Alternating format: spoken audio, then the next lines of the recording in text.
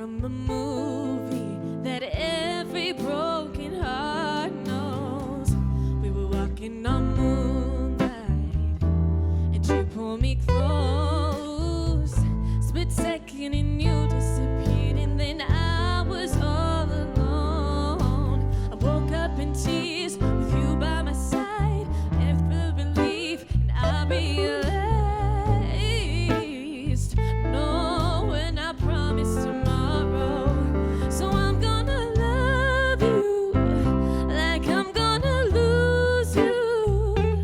I'm gonna hold you like I'm saying goodbye. Wherever we're standing, I won't take you for granted, 'cause we'll never know when we'll run out of time. So I'm gonna love you like I'm gonna lose you. Oh, I'm gonna love you like I'm gonna lose you. In the blink of an eye, just a whisper of smoke, you could lose everything. The truth is you never know. So I'll kiss you longer, babe. Any chance that I get, and we'll make the most of the minutes in love with no regrets. Let's take our time to say what we want. Here's what we got before it's all gone. 'Cause no one I promise tomorrow. So I'm gonna love you like I'm gonna lose you. I'm gonna hold you like I'm saying goodbye. Wherever we're standing, I won't take you for granted, 'cause we'll never know when we'll run out of time. So I'm gonna love you like I'm gonna lose like I'm gonna lose Oh, I'm gonna love you like I'm gonna lose you.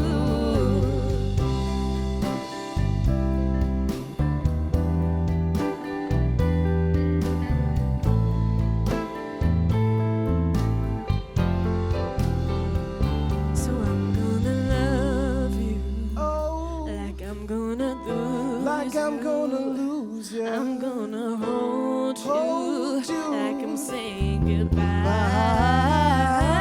Wherever we're standing, I won't take you for granted, 'cause we'll never know when we'll run out of time. So I'm gonna love you like I'm gonna lose like I'm you. gonna Oh, I'm gonna love you like I'm gonna lose you.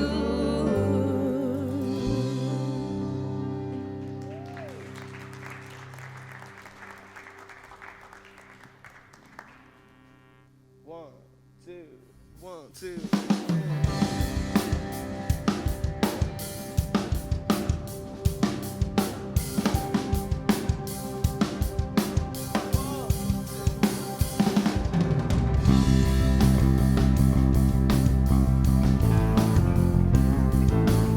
Clap with us.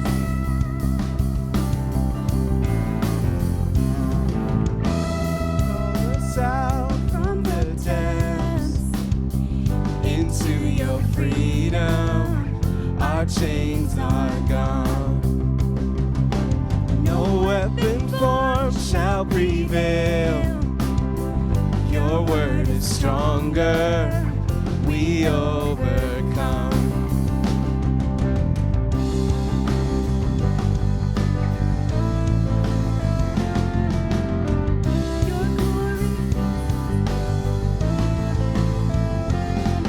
Your glory resounds through the age.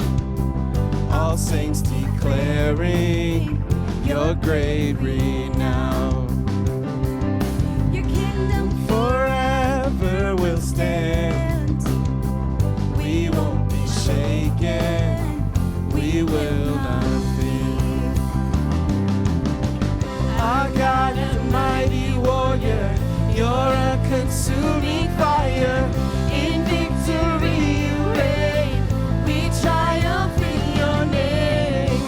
Jesus, our great commander. You conquered death forever. In victory you reign. We triumph in your name.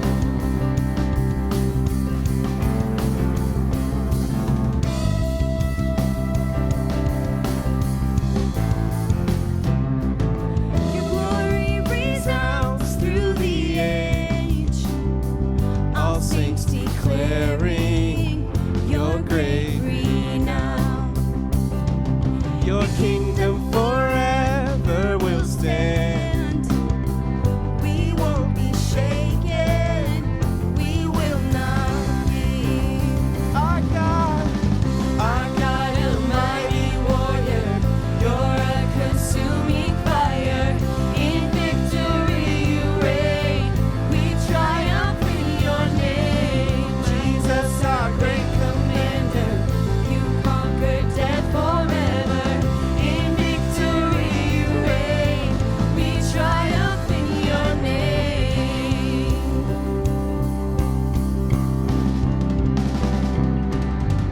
And we declare your name is power.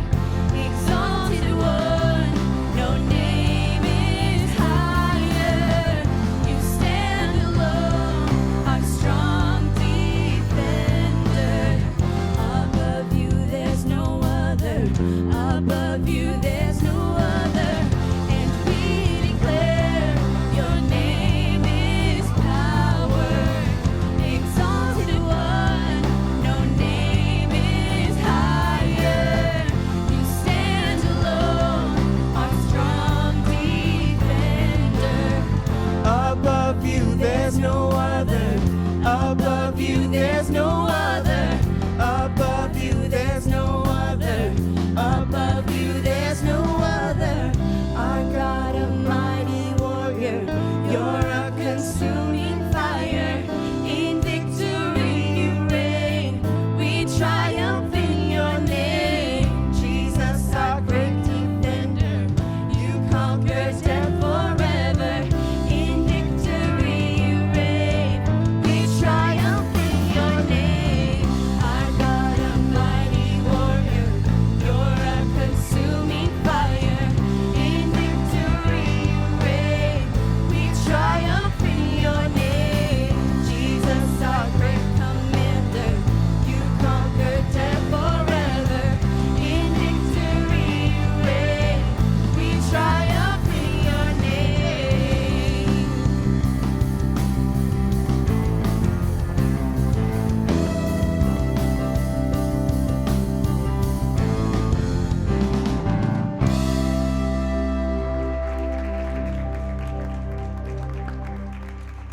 Good morning, everyone. How's everyone doing today? Everyone doing good? All right, if you're doing good, just in a few moments, you got a high five, handshake, if that's how you roll, chest bump, fist pound it, maybe not chest bump, with somebody, all right? Because we're here together. We're going to be excited about being at church today. So I'm really glad that you're here for the final message in a series called Better Together. God created us for relationships, and he designed a beautiful thing called marriage. But whether you're single or married today, God has something for you to encourage you because relationships are better together when we certainly know the Lord and honor God. My name is Jason. I'm one of the pastors on staff here at Encounter Church. If you're a first-time guest with us, welcome. We're glad that you're here. When you came in, you got a handout. We'd love for you to fill out the connection card, place it in the offering basket later in the service to let us know that you're here. The other option is to download our app, encounterchurch.com/app, or search for it on your smartphone. That way we can really have a record of you being here. We'd love to connect with you, tell you a little bit more about who we are, and get to know you as well. Once again, thanks for being here. We're excited about what God has for you and the remainder of our service time together. So for just a few moments, tell someone, hey, and however you wish to do that, all right? And after you do that for about 30 seconds, we'll continue to sing. Thanks for being here.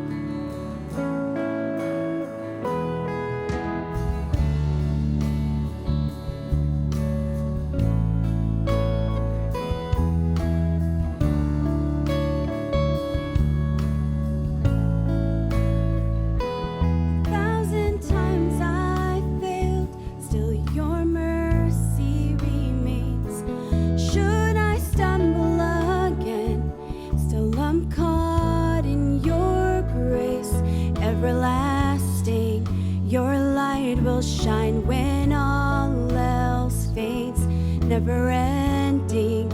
Your glory goes beyond all fame. My heart and my soul, I give you control. Consume me from the inside out, Lord. Let justice and praise become my embrace, to love you from the inside out.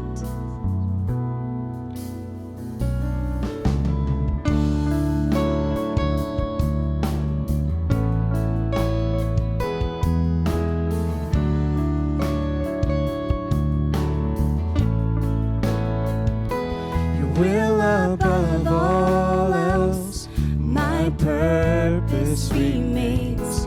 The art of losing myself in bringing you praise.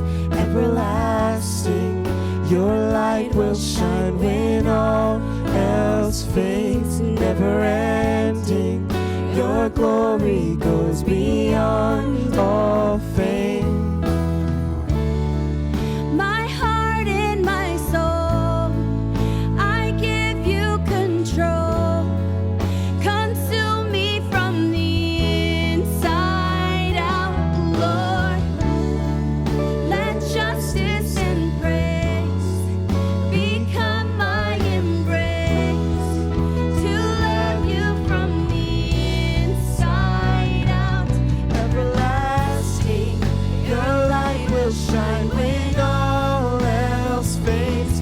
Never ending, your glory goes beyond all fame. And the cry of my heart is to bring you praise from the inside out, Lord. My soul Cries out.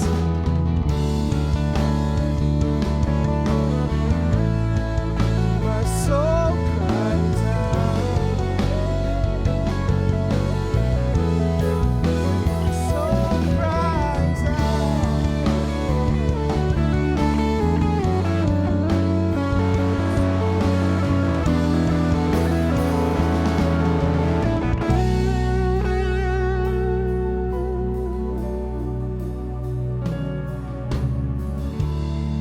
My heart and my soul, I give you control. Consume me from the inside out, Lord. Let justice and praise become my embrace, to love you from the inside out. everlasting, your light will shine when all else fades. Never ending, your glory goes beyond all fame. And the cry of my heart is to bring you praise from the inside out, Lord. My soul cries out. Everlasting, your light will shine when all else fades. Never ending, your glory goes beyond all fame. And the cry of my heart is to bring you praise from the inside out, Lord. My soul cries out from the inside out, Lord. My soul cries out from the inside out, Lord. My soul cries out.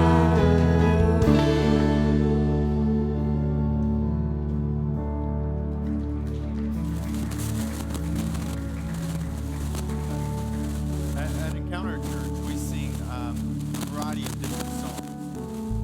Songs that have a reflection that when you maybe you've never heard it before, and you're listening to it, you're like, that's kind of a weird sentiment.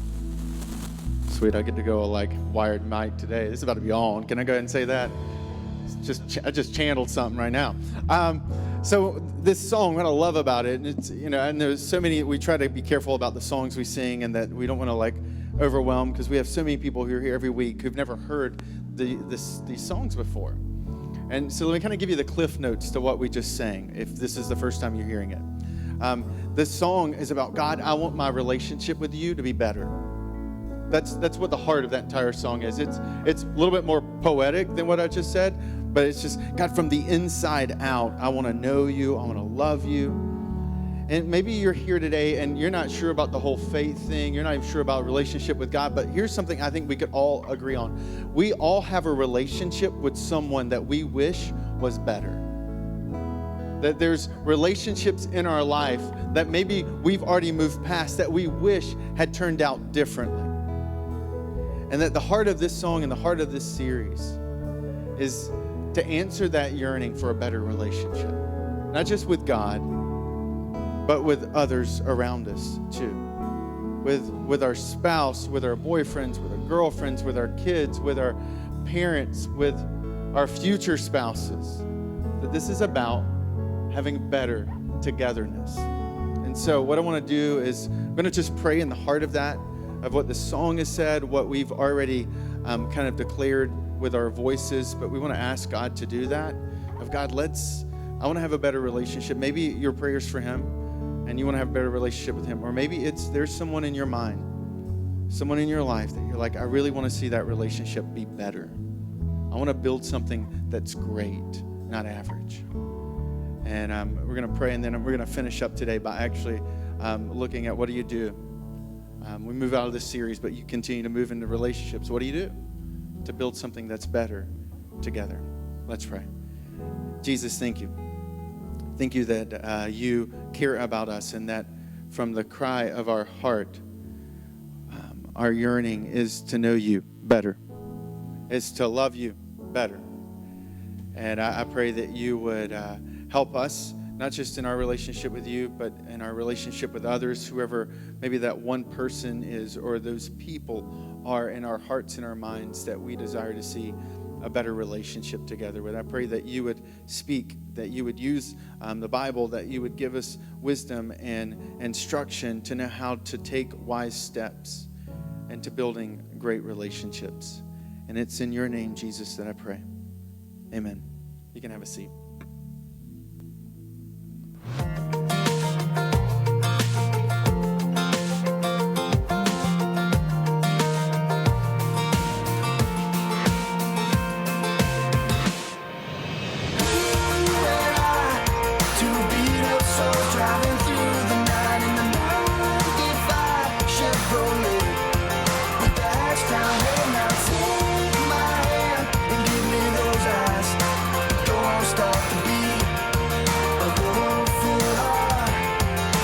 Inside of me,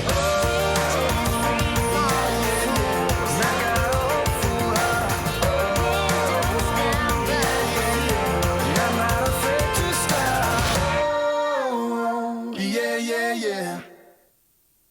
Sweet. We're going to try it with the wireless now. Although I have to be honest, I was a little excited about the handheld. I thought I was going to get to channel some of my early spoken word rap days. Don't YouTube that. Seriously. No, actually, I've made sure they're all gone. So anyways, my name is Chris Causey. I'm so glad you're here today. Today we're going to be wrapping up this series that we started at the beginning of the month called Better Together. And the heartbeat of that series, like I said in the prayer even, is about better relationships and a better togetherness.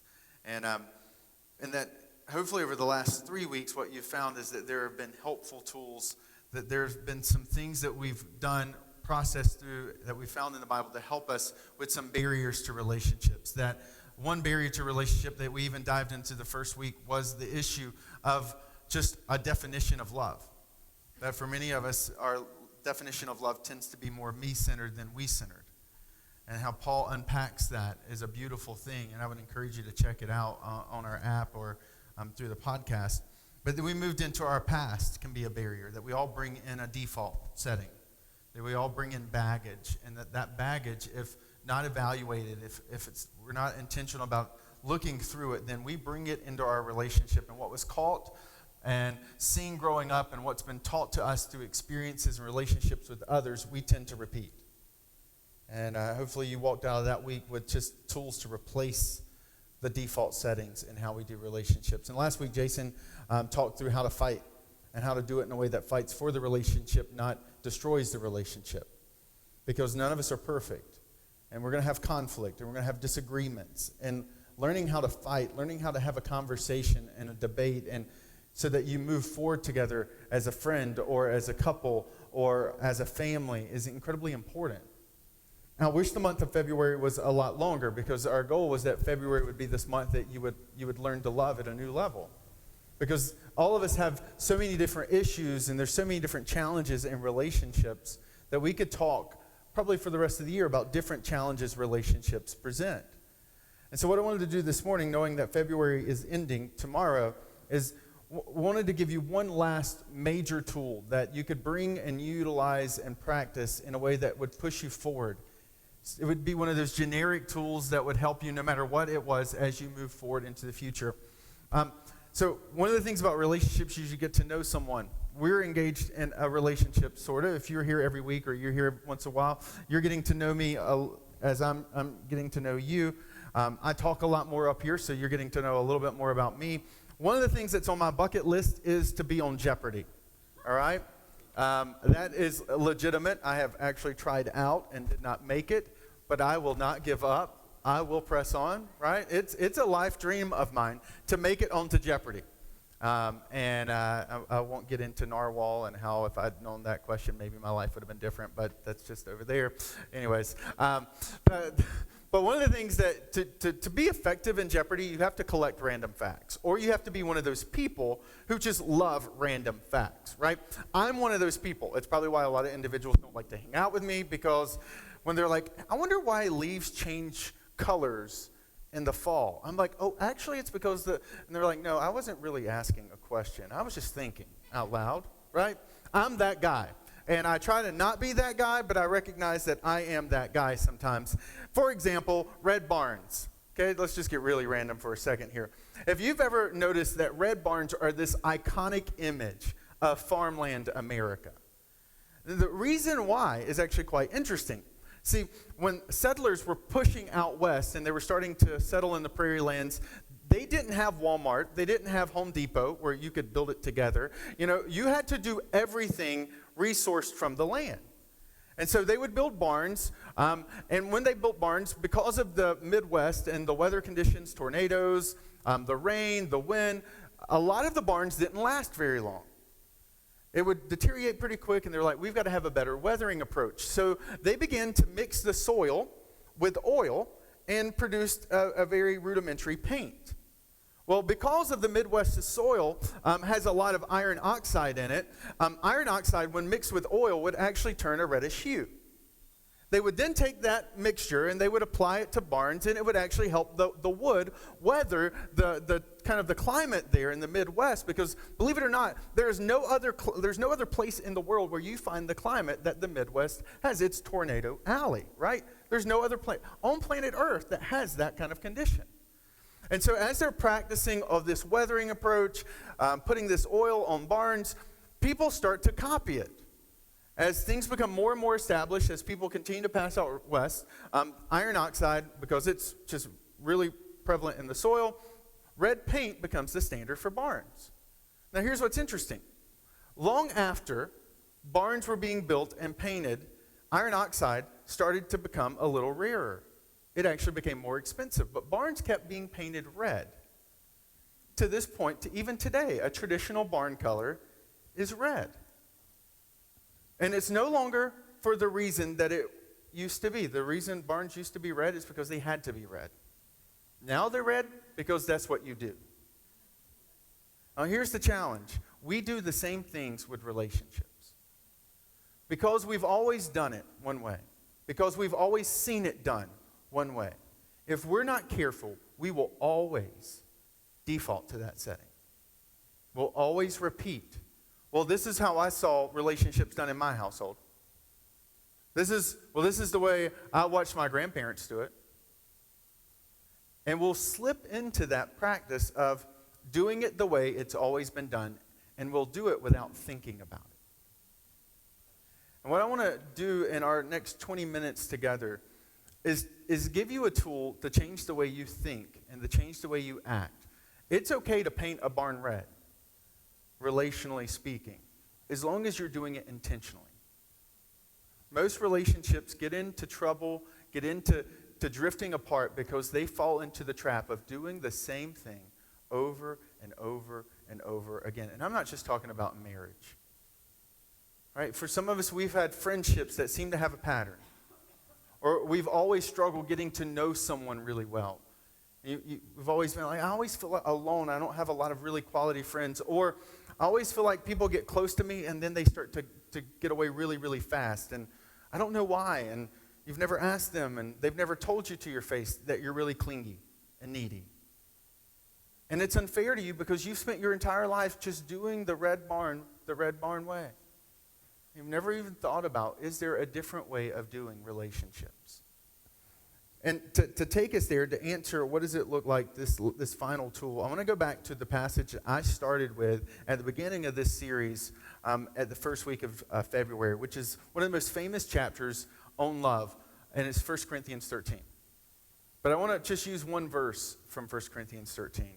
Because this verse kind of captures the essence. But just let me set the backdrop. If you weren't here a couple weeks ago, I just want to remind you what 1 Corinthians 13 is. Because 1 Corinthians 13 is often repeated. If you're in any kind of wedding ceremony or any type of Valentine's Day card, typically these verses get kind of plucked out and they're used generically and they're completely separated from the original context.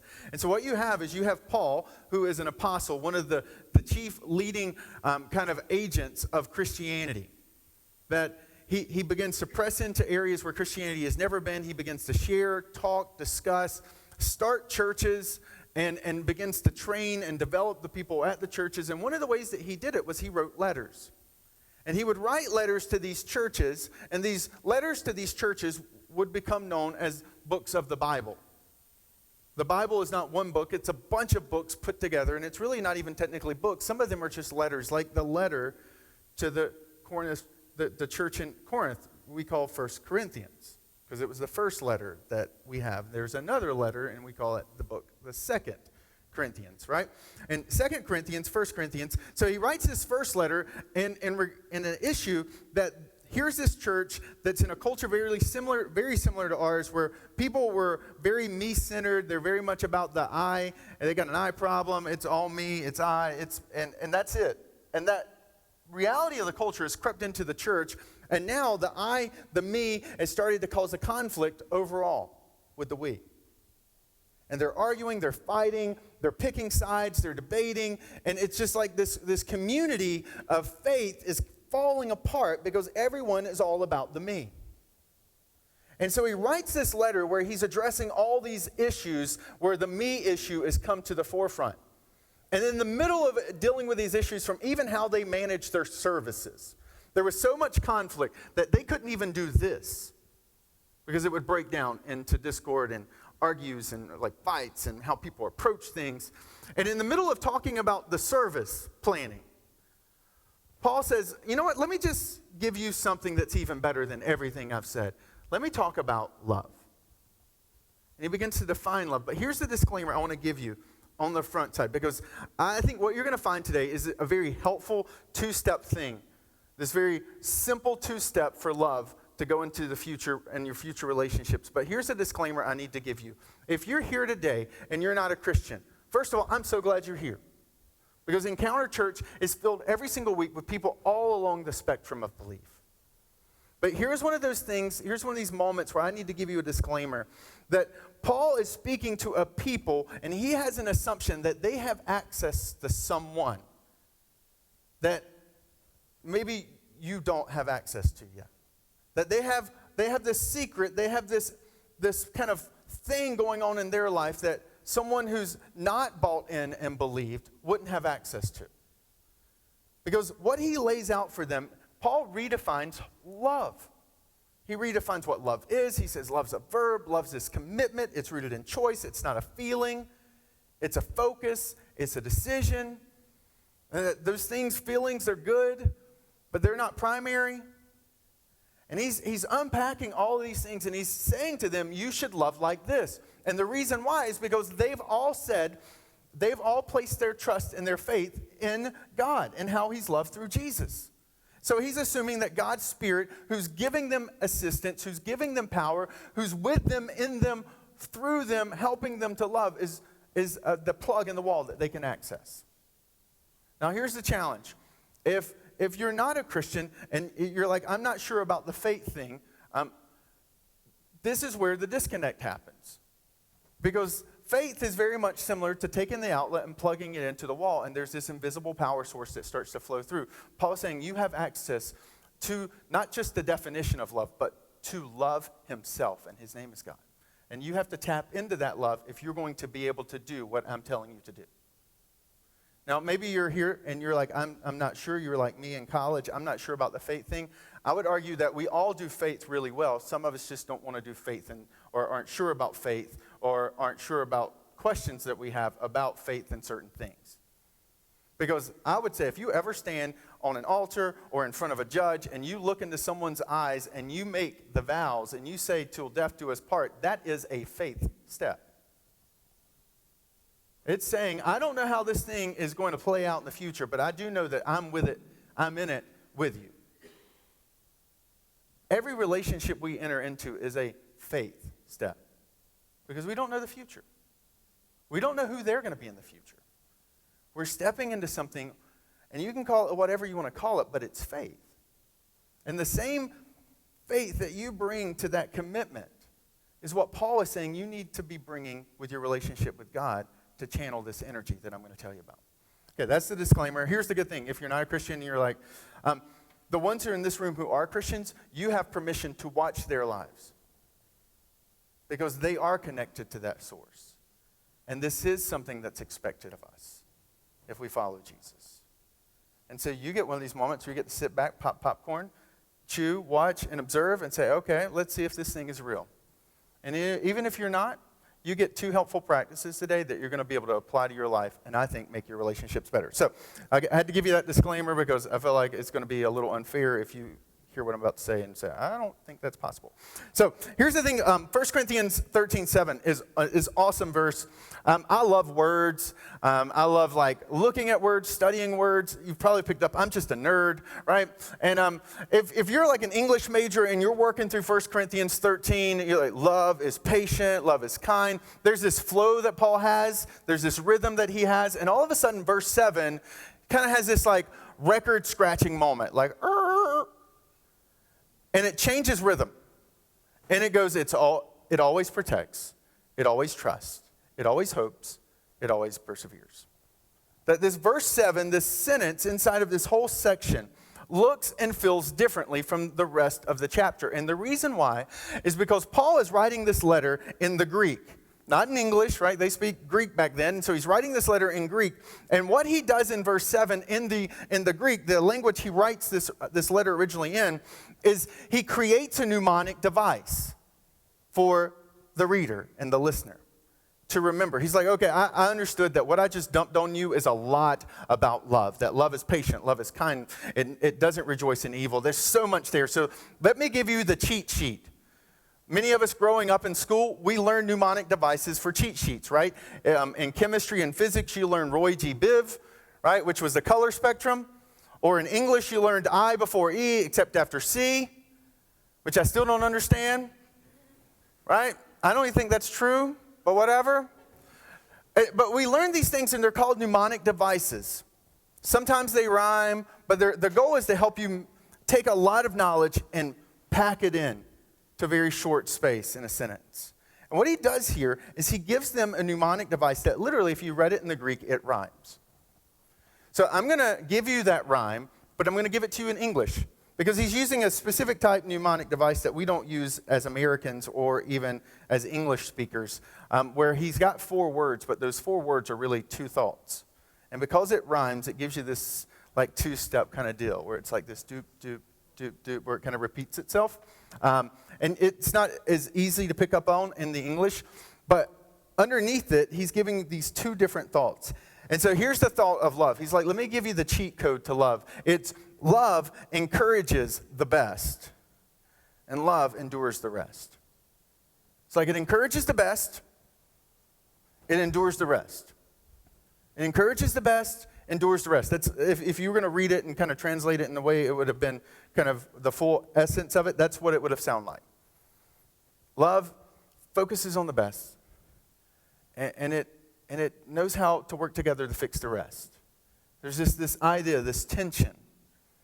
Because most of our relationships, our struggles, are that we fixate on all the rest, and we forget the best. Right? Whether it's a friendship, whether it's a marriage, whether it's a dating relationship, usually when it starts to go south, that's what happens. Is we start to fixate on all the other things in their life that we don't like, the rest. And we forget all the best that led us to make the choices we made in the front side.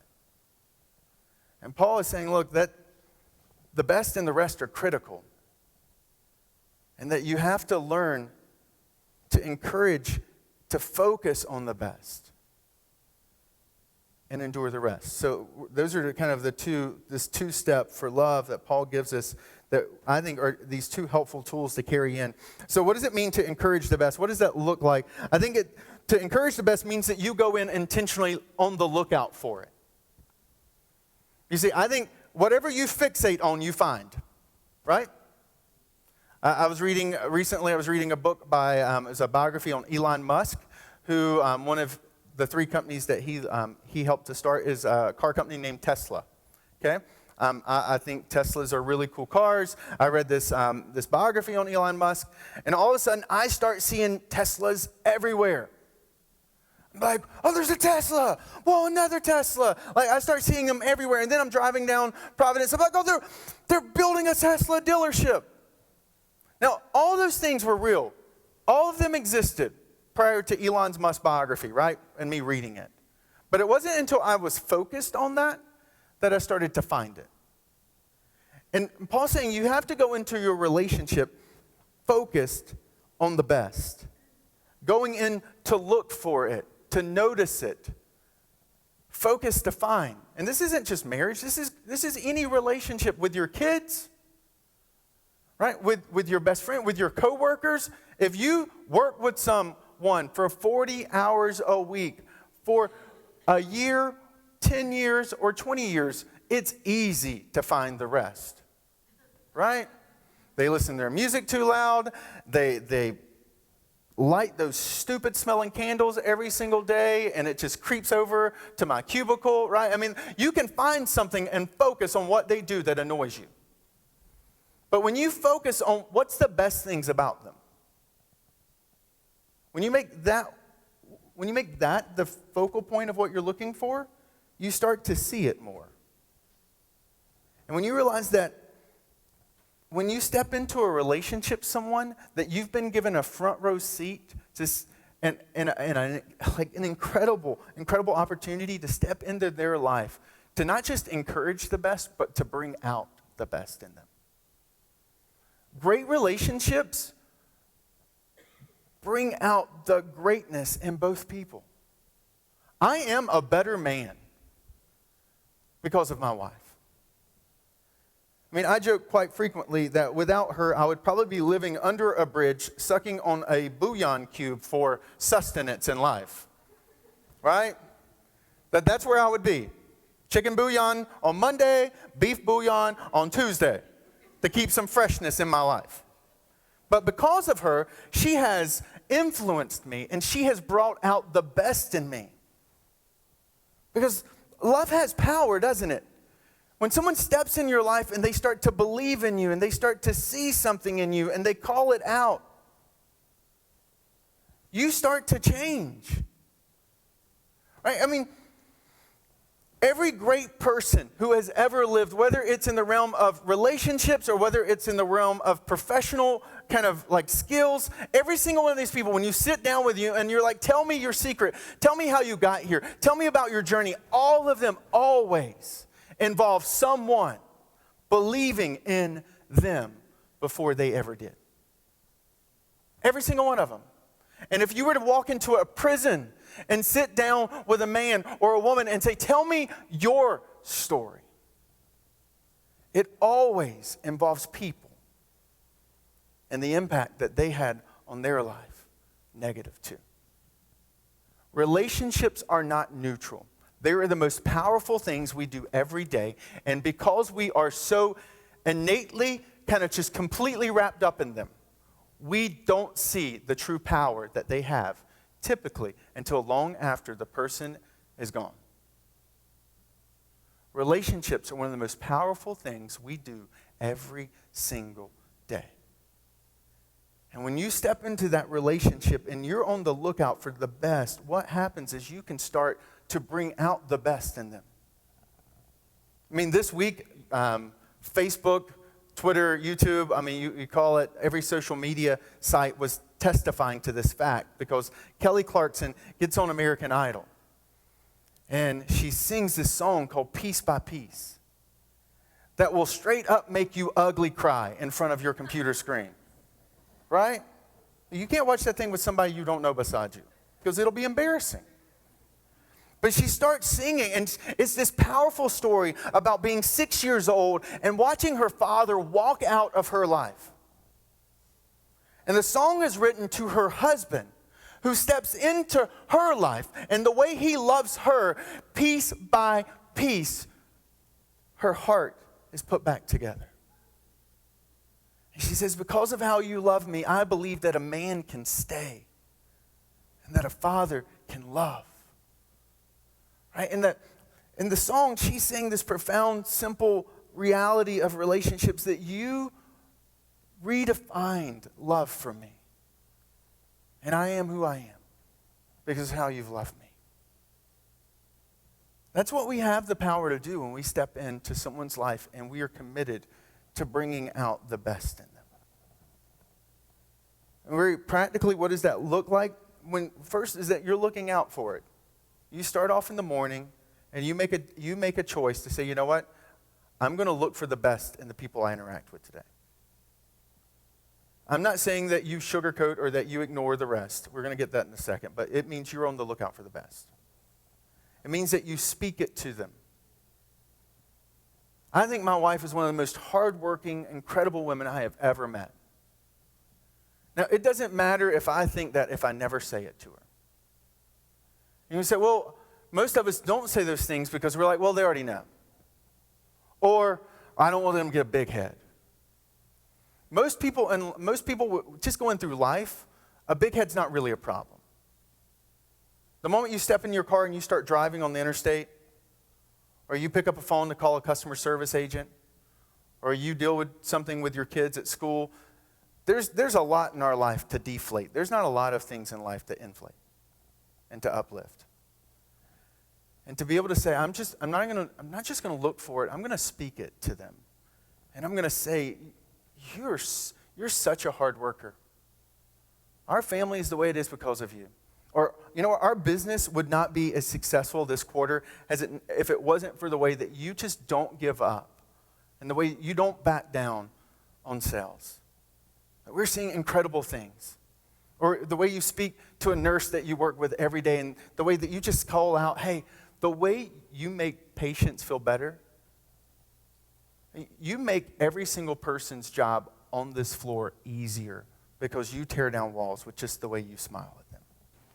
I mean, it takes 30 seconds at most to notice something good and to say it. But I'm telling you, when you do it and you start to bring out the best, it starts to change them. And you express gratitude for it. And when you're starting to focus on the best, eventually, yes, there is a point where the rest comes into equation. And that's where you have to endure the rest.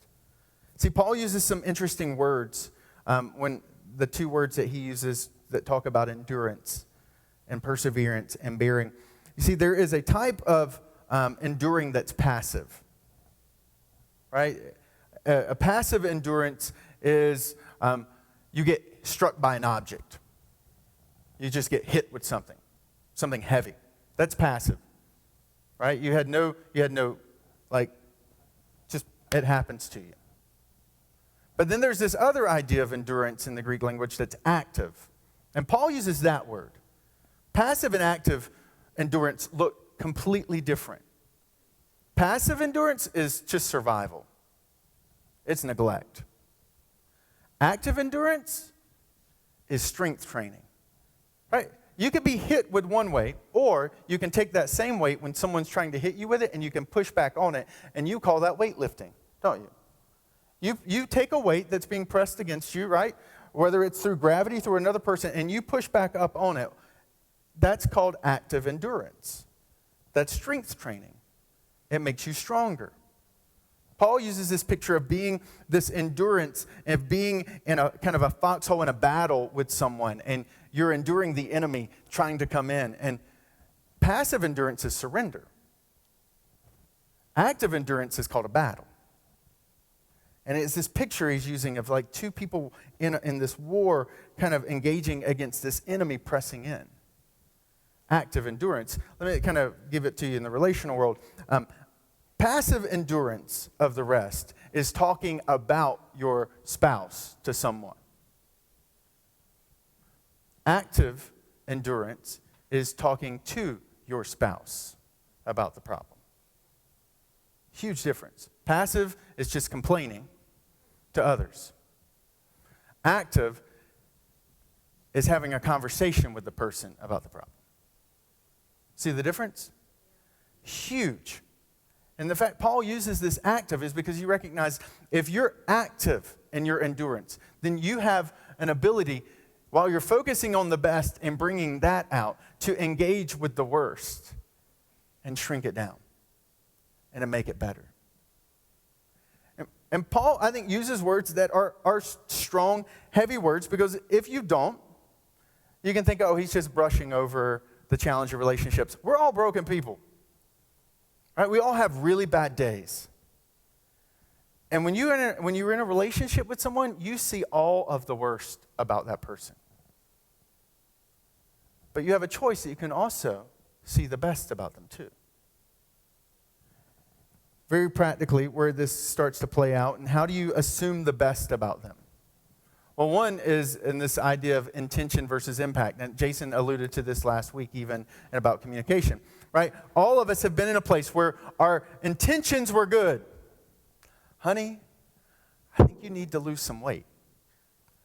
And the impact is bad. Please put the knife down, right?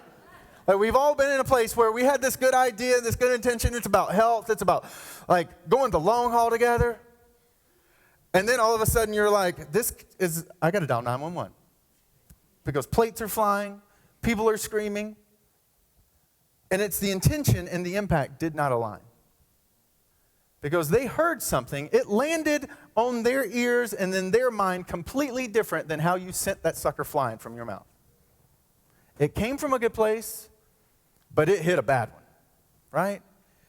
And to assume the best means that if you're in a relationship with someone, that you give them the benefit of the doubt. And to say, you know what, maybe in this moment, while what he just said was the most moronic thing that he ever has said before, I know him. And I'm committed to finding the good, and I'm going to assume that it came from a good place. So I'm going to say, instead of throwing a plate at him, I'm going to say, all right, let's just be, I know you thought that was going to encourage me. I know you thought that was going to help me.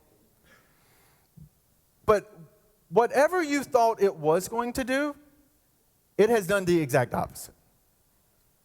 And so I'm going to give you an opportunity to rephrase, to clarify, to add on, or to take away what you just said so that we can have a conversation about this.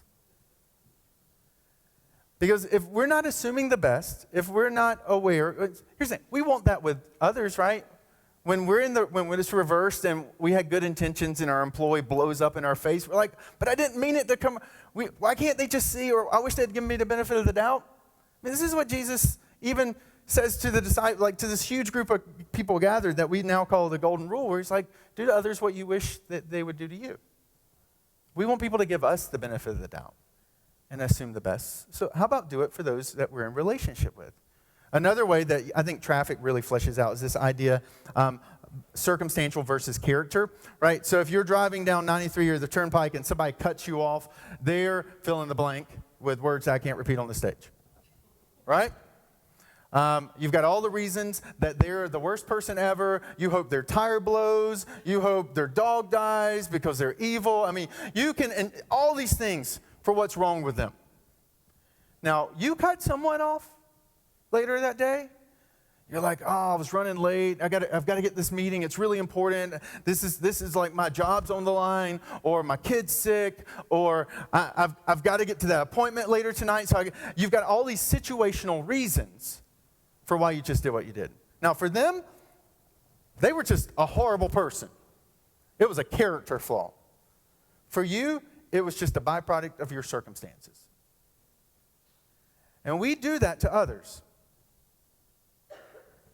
Where even when you cut them off, if you're one of those like sweet personalities that we really are grateful are in the world because they stop wars from happening, when you cut someone off, you're like, oh, I'm so sorry, and you're in the car and you're like apologizing and waving, and the person behind you, because they're not doing situational, they're doing character assessment, they're like, she's trying to give me the bird right now. Like, I mean, they're just like everything, but you're like, I'm so sorry.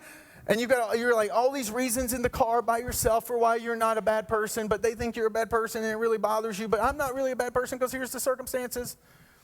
But what if we did that with the person in our life?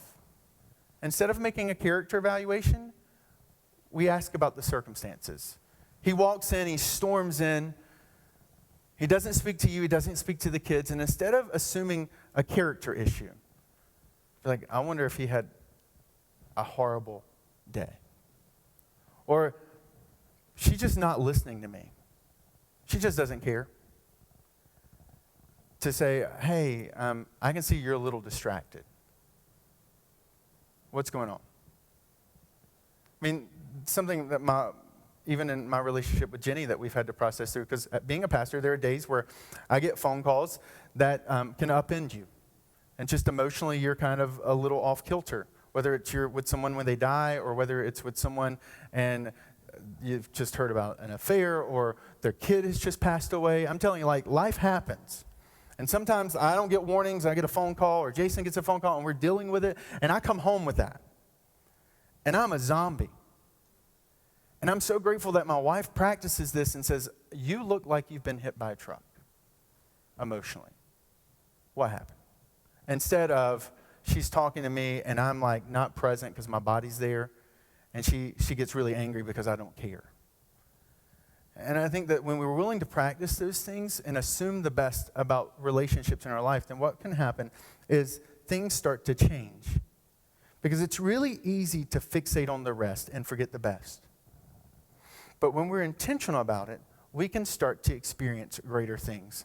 So, for example, Seinfeld, one of the greatest television shows, one of the most highest grossing television shows ever.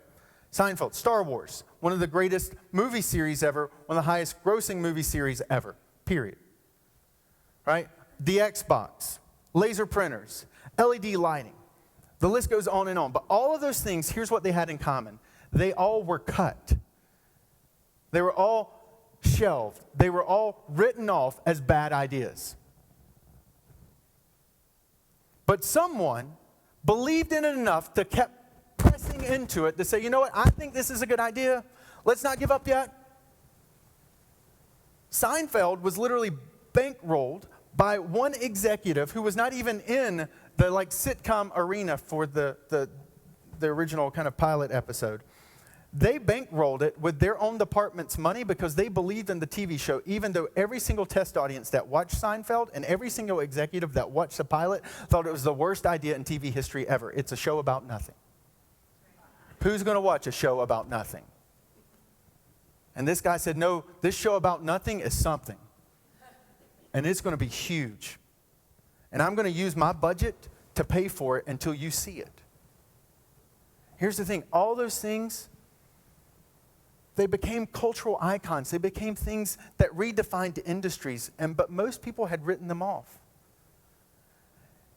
And many of us are sitting beside someone today, or will go home to someone today, or are working with someone who you're in the same place of wanting to cut it off because you think it is the worst idea ever.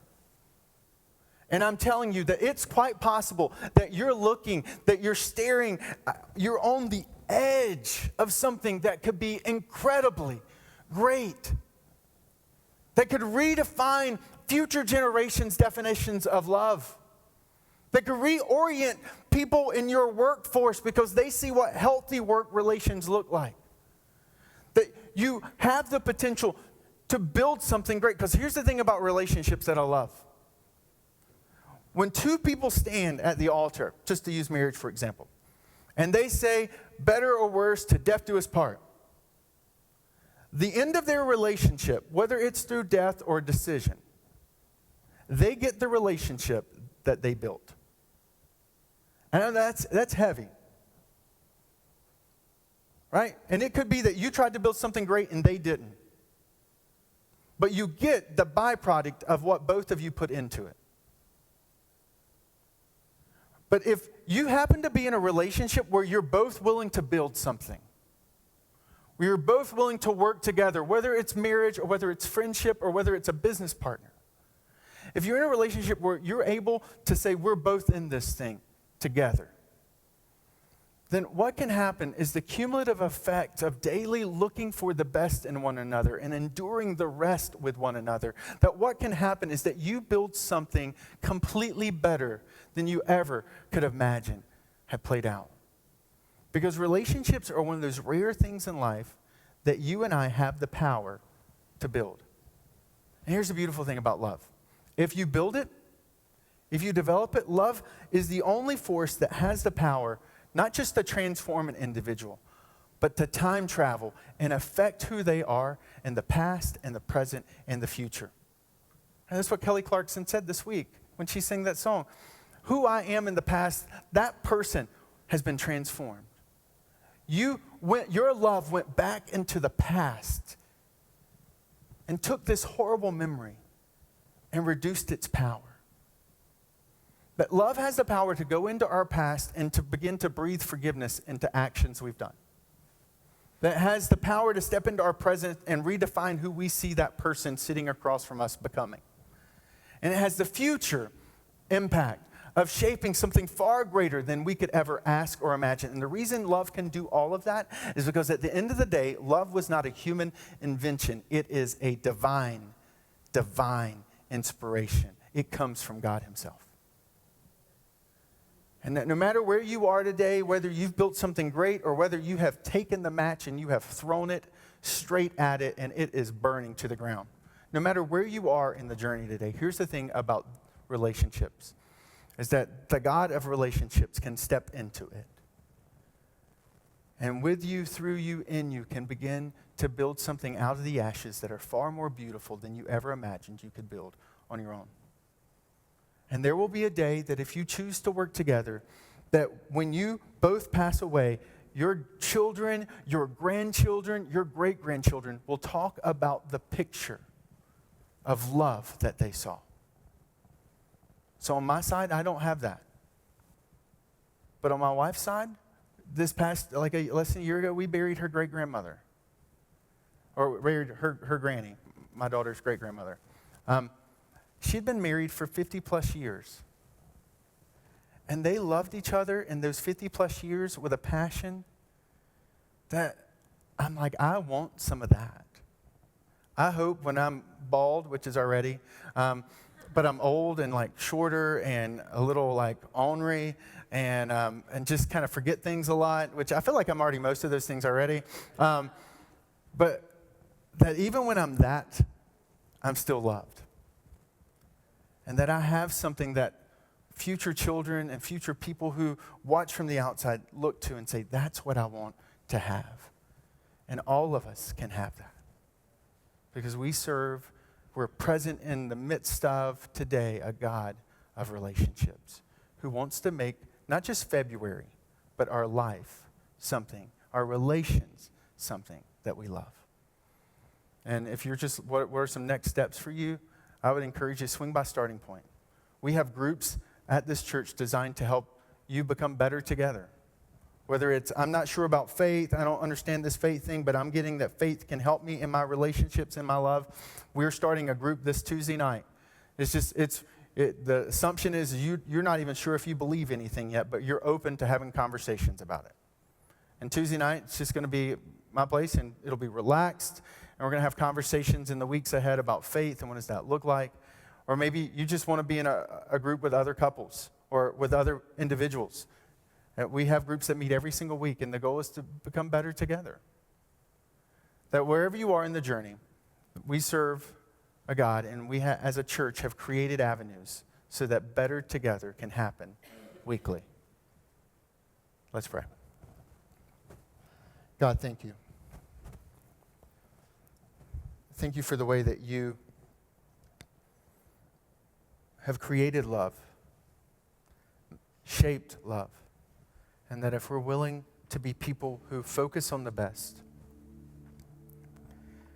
and not fixate on the rest, if we're willing to be open to what you desire to do, that we can experience a greater love, a greater picture of love than we ever imagined.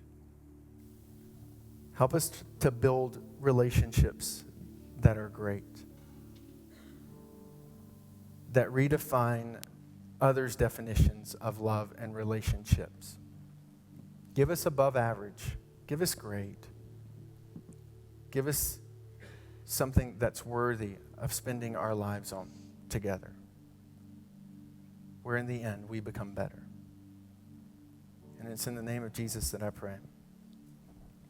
Amen. So one of the ways that we kind of carve out space to process, because we recognize that on any given week, with what God's doing, some of the truth may hit hard, and it may be a really just kind of heavy, okay, I need to process through that. And life moves at a pretty quick pace that you can walk out of this room and forget it, move on, and not have had the time to really parse it out. And that's where even in the app, we have this one question with a space that says, what's one thing I can apply today? What's one thing I can do with what I've heard today? Regardless of what I believe, regardless of where I am, something that can be helpful for me. And so we carve out the end of the service where we have one song, and that song is meant to be a space for us to process. And for those who call Encounter Church home, only those who call Encounter Church home, it's also a space where we can offer back our offerings and gifts and tithes of saying, God, you've given to us everything. And so in faith and in gratitude, we give back a portion of that to you. And if you're a guest here today, if your Encounter Church is not your home, I would encourage you not to give. And we don't really want your money. I know it sounds kind of like, what? Yes, because this is a space for you to process. The only thing we're comfortable getting from you is the connection card or the connection card through the app, where we can kind of come alongside and find, are there ways we can pray for you? Are there ways that we can come along and support you in your journey and help you that maybe together you and we can be better? And so I'm going to invite you to stand. Our band's going to lead us in responding, and you'll see ushers people will come down the aisle who will just be taking up offerings for people who call Encounter Church home.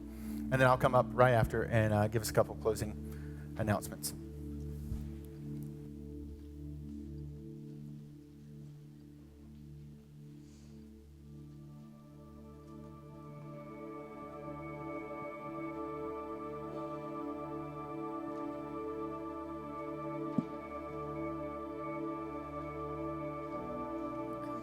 Me out upon the waters, the great unknown, where feet may fail.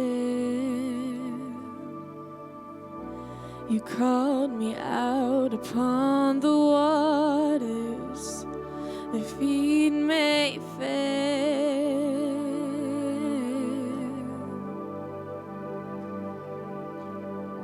And there I find you in the mystery, in oceans deep, my faith will stand. And I will call upon your name and keep my eyes above the waves when oceans rise, my soul will rest in your embrace. I am yours, and you are mine.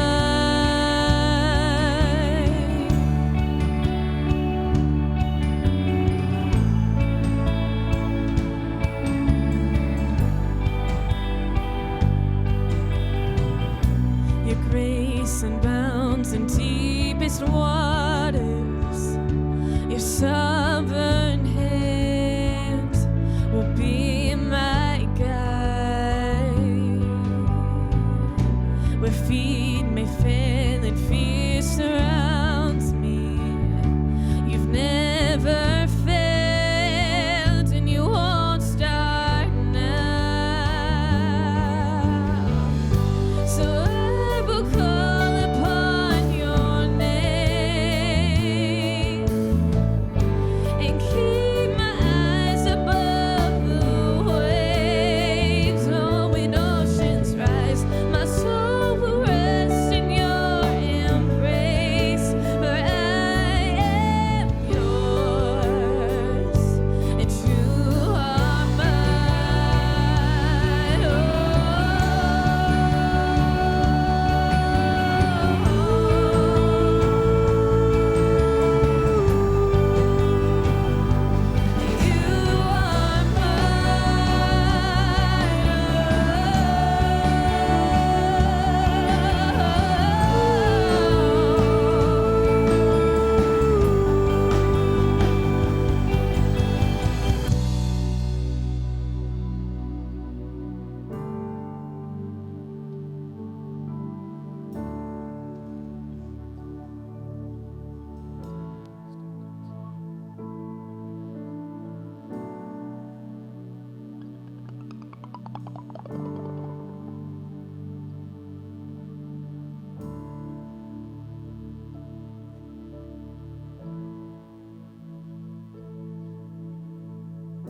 Spirit, lead me where my trust is without borders.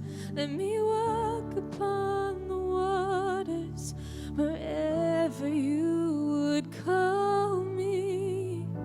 And take me deeper than my feet could ever wander. And my faith would be made stronger in the presence of my Savior. Spirit, lead me where my trust is without borders. Let me walk upon the waters wherever you would call me. And take me deeper than my feet could ever wander. And my faith would be made stronger in the presence of my Savior. Spirit, lead me where my trust is without borders. Let me walk upon the waters wherever you would call me. And take me deeper than my feet could ever wander. And my faith would be made stronger in the presence of my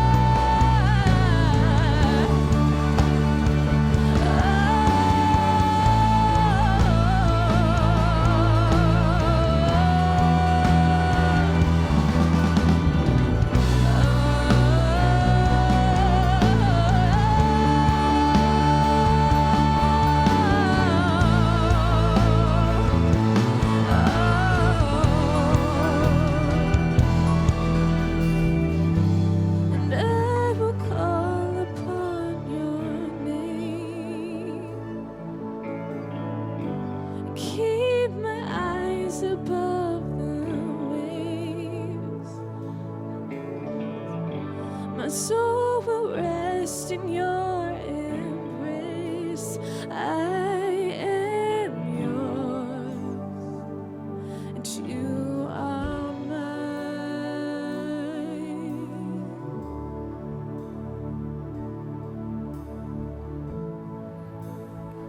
Well, I thank you for being here today. Just kind of a couple quick things. One, if you've RSVP'd and for the February community event tonight, we look forward to seeing you there. Just bring your tickets, or we can even check you in online when you get to Launch Trampoline Park. If you're like, what's a community event? One of the things that our church is pretty passionate about, we believe a church should be known for what they do for a community, not what they take from. So because of that, we do probably every other month, it seems to be kind of the rhythm.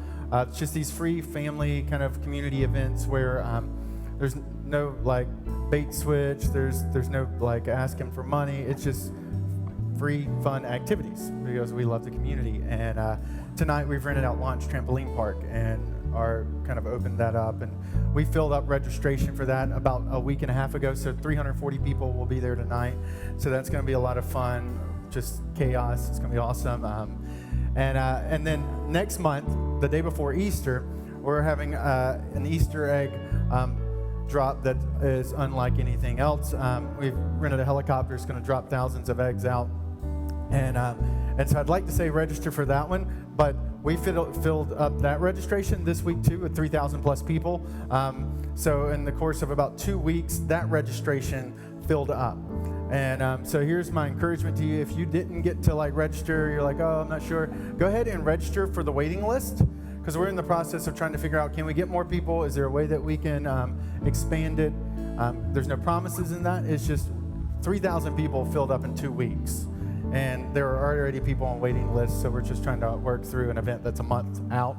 And how do we hold that event in a way that, it's just positive. We don't want to be like, oh, next month our event's already filled up. So, but we love this community. We love what we get to do in this community, and so that's just an expression of that. So hope you have a great week.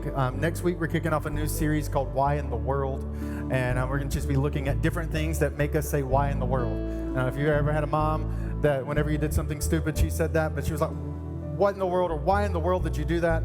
Next week, we got Super Tuesday on Tuesday, and every kind of crazy thing that's going to happen with that day. And so we're in this season as a nation where people are not getting along, right? And so why can't we just get along? So next week we're going to look at some helpful practices to deal with conflict, to deal with difficult people, to deal with everything that might come out of not just Super Tuesday, but any Tuesday in life, right? And so we're excited about that series, and it's kind of a hodgepodge, different things of why in the world suffering. We're in a process, how do you deal with your suffering, going through difficult times, how you deal with shame, guilt, and what does Easter really mean? Why in the world is there an Easter? And why does that matter? And so we're excited about March. We're excited about what we're going to do in March. And then April, we're going to be hitting a series I think is going to be really exciting too. So we got a lot of things in store in the next 60, 90 days. Looking forward to it. Hope you have a wonderful day. God bless you. Enjoy this beautiful early spring day that we've been given. We'll see you back here next week. God bless.